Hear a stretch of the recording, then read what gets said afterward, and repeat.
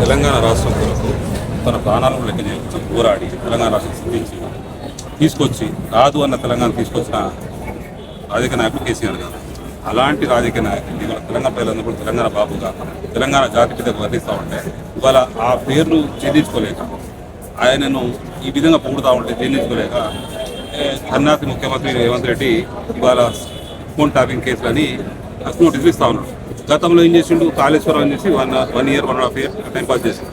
ఇప్పుడు ఏం చేసిండు, మళ్ళీ మున్సిపల్ ఎలక్షన్ రాగానే మళ్ళీ అటెన్షన్ డైవర్షన్ ప్రజల దృష్టిని మరించడానికి మళ్ళీ తీసుకొచ్చి ఫోన్ ట్యాపింగ్ అంటాం. ఫోన్ ట్యాపింగ్ సీఎం గారికి ఏం సంబంధం నేను అడుగుతాం.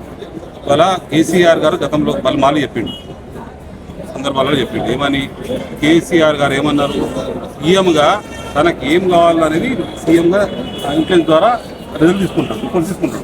రిపోర్ట్స్ ఇంక్లెన్స్ వాళ్ళు ఎక్కడ నుండి ఇస్తా ఉన్నారు, ఏం చేస్తా ఉన్నారు, ఏ విధంగా ట్యాప్ చేస్తా ఉన్నారు ఇంక్లెన్స్ వ్యవస్థ వస్తుంటుంది. చూసుకొని సీఎం గారికి నివేదికలు ఇస్తూ ఉంటారు. ఆ నివేదికలకు సంబంధించి ఏం చేయాలి, రాష్ట్రంలో పరిపాలన ఏ విధంగా కొనసాగించాలి అది కేసీఆర్ గారు చూస్తున్నారు.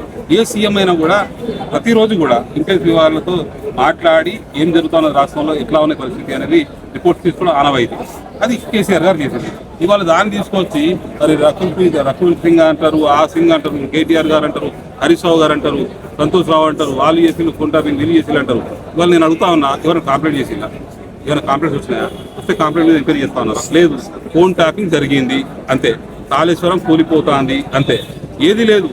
రవంత్ రెడ్డి గారికి ఏది తోస్తే అది ఆలోచించుకొని ఇవాళ కేవలం తెలంగాణ ప్రజల అటెన్షన్ డైవర్షన్ చేయడానికి, కేవలం తెలంగాణ ప్రజలను మభ్యపెట్టి ఏదైతే అబద్ధ హామీలు ఇచ్చి అధికారులకు అంటే ఇప్పుడు కేసీఆర్ అన్నాక కూడా బీఆర్ఎస్ పార్టీ నాయకులు శ్రేణులు ఎందుకు కొంత హంగామా చేస్తున్నారు అనేది కూడా కాంగ్రెస్ పార్టీ వర్గాల్లో రేపిస్తున్నటువంటి మాట.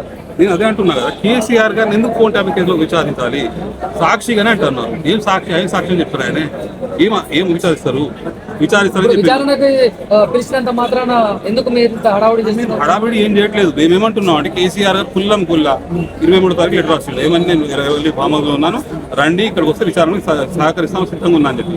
అయినా కూడా కేసీఆర్ గారిని ఒక అవమానపరిచే విధంగా వాళ్ళు ఇచ్చిన నోటీసులు కూడా ఎక్కడ కూడా మాజీ ముఖ్యమంత్రి అనేది కూడా రాయలేదు. అంటే ఈ విధంగా కేసీఆర్ గారిని అవమానపరచాలి, ఏదో చేయాలని చెప్తాను, కానీ ఆకాశం మీద ఇవాళ కేసీఆర్ గారిని అవమానపరచాలి చూస్తే ప్రజల గుండెల్లో కేసీఆర్ గారికి విలువ అంత పెరుగుతుంది. ఇవాళ ప్రజలు కేసీఆర్ గారిని దేవుని లెక్క మొక్కుతా ఉన్నారు.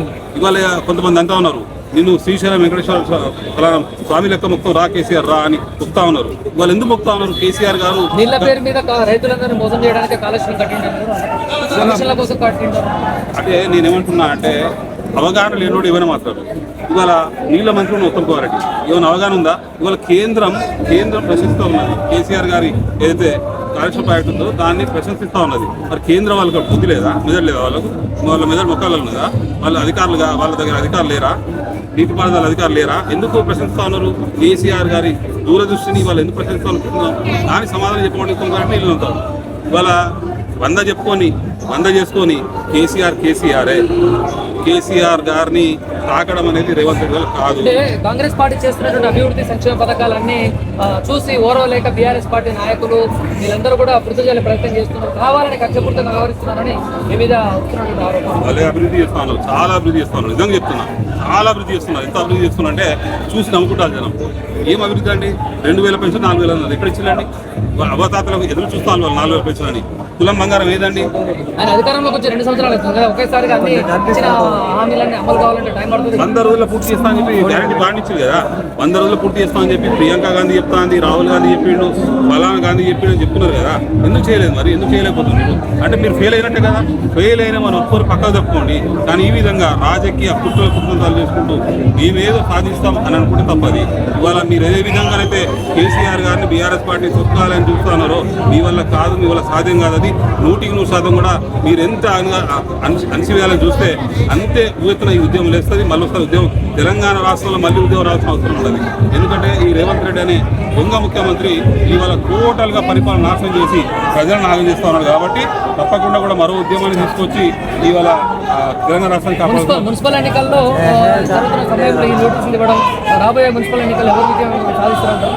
100% తెలంగాణ ప్రజలు చూస్తాను. తప్పకుండా కూడా మున్సిపల్ ఎన్నికల్లో 70 to 80% బీఆర్ఎస్ పార్టీ కౌన్సిల్ తీసుకోవడం ఉన్నది. ఏం చేసుకున్నా కూడా ఎట్ చేసుకున్నా కూడా ఇవాళ 100% కూడా బీఆర్ఎస్ పార్టీకి వెళ్ళబోతాం.